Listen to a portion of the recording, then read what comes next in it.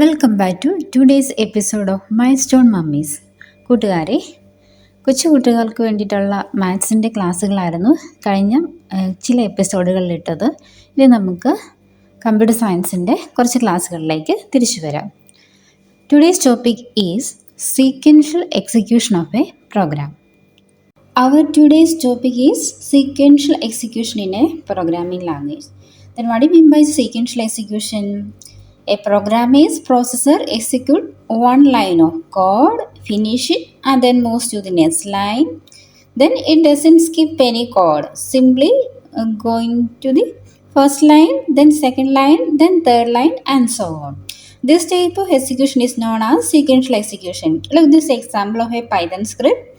Initially, x is assigned a value 5 and y is assigned a value 10. Z equal to x plus 5. ഇതാണ് S plus Y എന്നുള്ള ഇതാണ് processing statement. Then print of Z result print ചെയ്യുന്നു.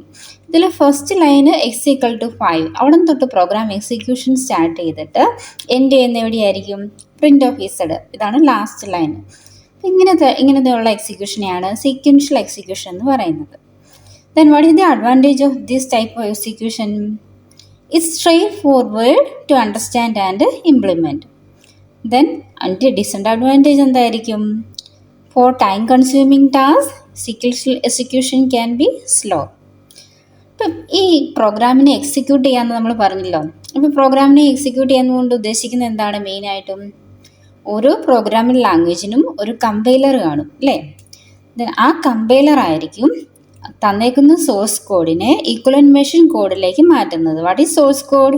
In this example ഇതൊരു source കോഡാണ്, പൈതണിൻ്റെ script. ഈ കോഡിനെ കമ്പ്യൂട്ടറിന് അറിയാവോ? നമ്മൾ പണ്ട് മുതലേ പഠിച്ചിട്ടുണ്ട്. Computer only notes the mnemonic code zeros and ones അല്ലേ? കമ്പ്യൂട്ടറിൻ്റെ ആ മെഷീൻ കോഡിലേക്ക് കൺവേർട്ട് ചെയ്താൽ അതിന് എന്തേലും മനസ്സിലാവത്തുള്ളൂ. സോ ഇങ്ങനെയുള്ള ഹൈ ലെവൽ പ്രോഗ്രാമിംഗ് ലാംഗ്വേജിനെ ഈക്വലന്റ് മെഷീൻ ലാംഗ്വേജിലേക്ക് കൺവേർട്ട് ചെയ്യുന്നതാണ് compilers.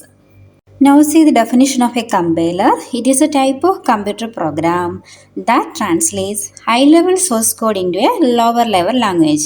Here high-level source code എന്ന് ഉദ്ദേശിക്കുന്നത് നമ്മുടെ C++ൽ പൈത്തണിലൊക്കെ നമ്മൾ എഴുതുന്ന പ്രോഗ്രാം കോഡ്സ് ആണ്. ലോ ലെവൽ ലാംഗ്വേജ് കമ്പ്യൂട്ടറിന് അണ്ടർസ്റ്റാൻഡബിൾ ആയിട്ടുള്ള machine code. The different examples of compilers. C++ compilers example ആണ് Microsoft visual C++, Intel C++ compilers, etc. Then Java compilers examples നോക്കാം. Java-C developed by Oracle company. Then GNU compiler developed by IBM company. Then Python compilers example ആണ് CPython, PyPy ഒക്കെ.